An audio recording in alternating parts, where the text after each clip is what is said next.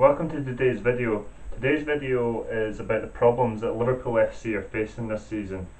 Now, of course, we all know one of the biggest problems is that they sold Luis Suarez in the summer. Many would agree that it had to be done, and I'm one of those. I do think that he had to go. I mean, it's the second bite incident within a season, and Liverpool obviously stood by him with the Ivanovic thing, and they couldn't really kind of stand by him again with the with the one with Chiellini.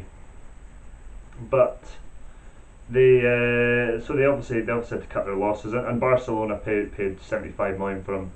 And of course, a player like Luis Suarez, despite his problems for biting people, because he's done it quite a few times, big clubs are going to buy a player like that because there's no doubt that he's top quality, and he's one of if not the best strikers in the world, along with Sergio Aguero. And you'd be foolish not to buy him, but you obviously run the risk with the disciplinary record that he kind of sometimes has. But on the pitch, he works really hard for you, and he's a great player. And he was obviously a big reason. Him and Sturridge last season was a big reason why Liverpool had such a good season last year and came so close to winning the league. The reason that they didn't win the league last season is because defensively they were so poor. They were winning in a lot of games 5-3 or 3-2s, and this wasn't against your top sides. This was against some of your kind of lesser sides in the league, shall we say. And they didn't have Europe last season as well, so that certainly helped a lot. And they've not exactly set Europe alight this season. But certainly the loss of Suarez has massively affected them, and Daniel Sturridge has not really been fit at all this season. He's not played a single game yet. I think he played the first game, against Southampton, but he's not played since then. And well, first of all, we'll go through the kind of signs. I mean, they signed Adam Lallana for 25 million. In my opinion, I think that was far too much money. He's obviously a decent English player. He was in the World Cup squad, and he does obviously have talent, has ability. But 25 million was far too much in my opinion. Then we look at Emre Can, 10 million from Bayer Leverkusen. I actually think that's a bargain. I think he'll be a real top player for them for years to come. He was in the Bayern Munich youth system. He then was signed by Bayer Leverkusen, and I think he will be a really top player. He's a talent. Lazar Markovic for 20 million. Again, he's a player that's a talent. But so far, he's not looked an inch of that £20 million. He's not really delivered. It has to be said. Now, he may well deliver yet, but 20 million was a hefty price tag. It looked like at the time it looked like it was a decent buy, but it's looked a hefty price tag. Dejan Lovren, 20 million. Again, really hefty price tag. He is a good defender. He was very good at Lyon, and when Southampton signed him, I was shocked. But Liverpool overpaid massively for him. I think 12 million maximum. He would have been a decent sign. Okay, he's not played that well for them yet, but I think that's a lot to do with the tactics that Liverpool are employing. That they're maybe pushing a bit too far up the pitch, and sometimes you can't always pass your way out of trouble. Sometimes you do have to just get it up the field and get it away. Because there was times last season when they were getting caught out with that. 20 million was far too much. Origi, they paid 10 million for him from Lille. Now, he's going to be at Lille for another season. He's going to be on loan there until he joins Liverpool. I think that's a fantastic signing. I think he's already better than Lukaku. I was really impressed with him at the World Cup. From what I've seen of him, I've seen enough to think he will be a top player. I think it was a great signing by Liverpool. The thing is though, if they knew Suarez was going to leave, I think they should have had Origi in, because I think Origi would be getting more goals than Mario Balotelli, who we'll come to in a minute. They signed Moreno for 12 million. That was a really long, drawn-out transfer. But I've seen him play for Liverpool, and yeah, he made a mistake in the Manchester City game. But after that mistake, he was one of the better players on the pitch for them, and I've been very impressed by him as an attacking fullback. And even defensively, he's not looked too bad. I think he's a real top buy, and I think he'll be a really good player for Liverpool in the years to come. Mario Balotelli, they paid 16 million from AC Milan. Balotelli has a good goal-scoring record at AC Milan, but he's petulant. You don't know what Mario Balotelli is going to show up. From his time at Manchester City, it was learned. Sometimes he would come and he could be brilliant, and then other times he wouldn't show up at all. And he showed at the World Cup with Italy as well. He got heavy criticism for that, and I think that was a catalyst for his move out of Milan. Balotelli scored 2 goals so far for Liverpool, and it's just really not looking like it's working out. I do feel that you can't play Balotelli as the one striker. He doesn't work hard enough. He's obviously got the talent, although he doesn't always show that with some of the finishing and chances he's missed. But you play him alongside someone, and I think you will get a lot more out of him. I think if you're playing him alongside Sturridge, he would be doing at least a bit better. They're really missing Daniel Sturridge at the moment. So yeah, as far as you spent 113 million, and for 113 million, you'd expect a big return on that, and they really haven't had that. Now some of the players they've obviously let go. They let Pepe Reina go on a free transfer. We all knew that was going to happen, so that's why Simon Mignolet is at the club. Martin Kelly went to Crystal Palace. Daniel Agger went back to Bromby for £3 million. He didn't want to leave Liverpool, but he wanted to go back to Bromby. He left there for cut price.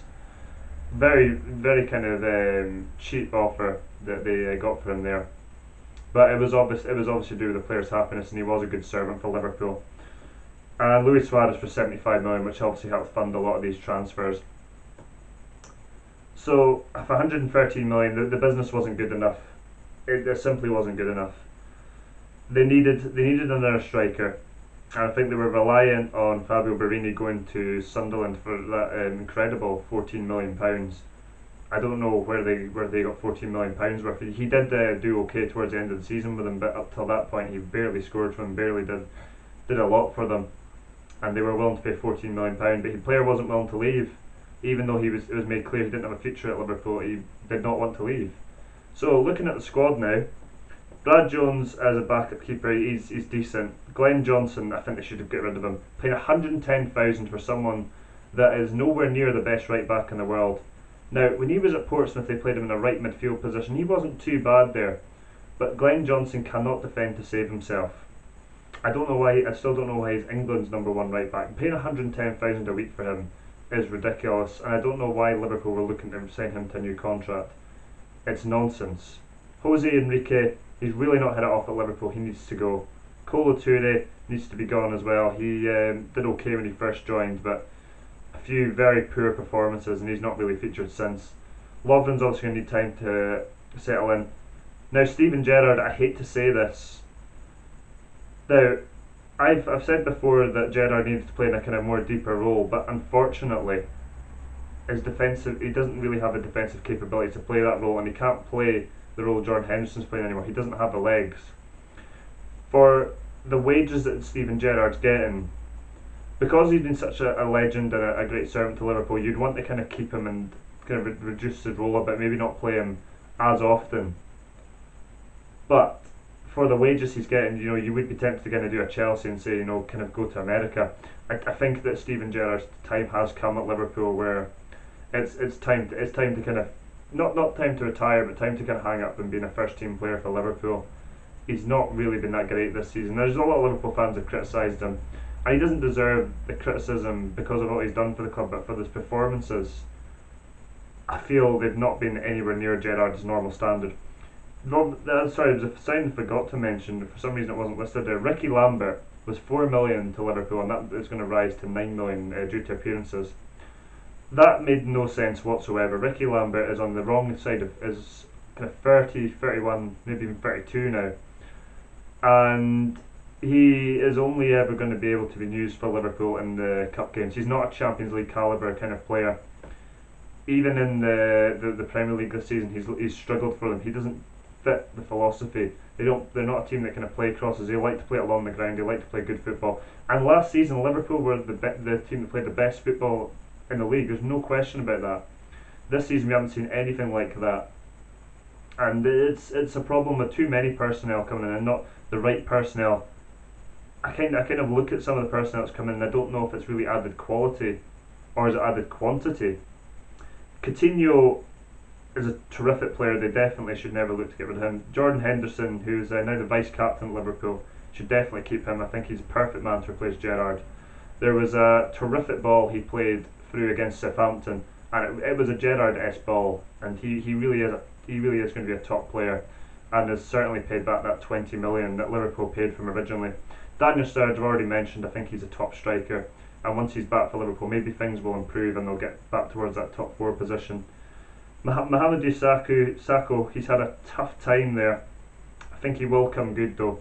He's a young defender, and I think you kind of play him alongside someone kind of accomplished. It's a shame they don't have a Jamie Carragher anymore, and I think you get the best. Moreno I've already mentioned. I think he's going to be a real top player for them. Manquillo is a player they've got on a 2-year loan for Atletico Madrid. I've not seen enough from him to really to suggest either way that it's a low move, so it's low risk. Adam Lallana has not shown £25 million worth, but you obviously have to give him a chance with that kind of money.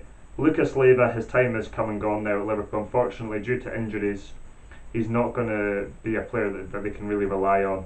He was a top player at one time. He looked like he really was going to go into bigger and better things with Liverpool, but the injuries have caught up with him.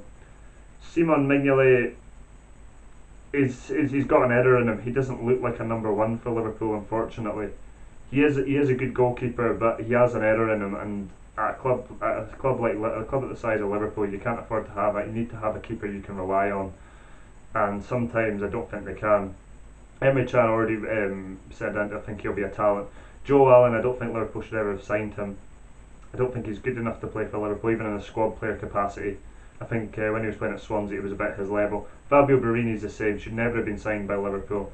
He just can't. He just doesn't cut it at the top level. And he's not going to get that many goals for you. Suso, his time's probably kind of come and gone. He's been at the club for a while and he's been in the squad, but he's barely featured. I don't think he's really got much of a future. Raheem Sterling is a terrific player. Brendan Rodgers said he thought he was the best young player in Europe, and I 100% agree. I think Raheem Sterling is a fantastic player. Yesel, young German striker, he may or may not do well with him, but it's hard to say. Martin Skrtel, I think his time has come for Liverpool to move on with him. When he first joined the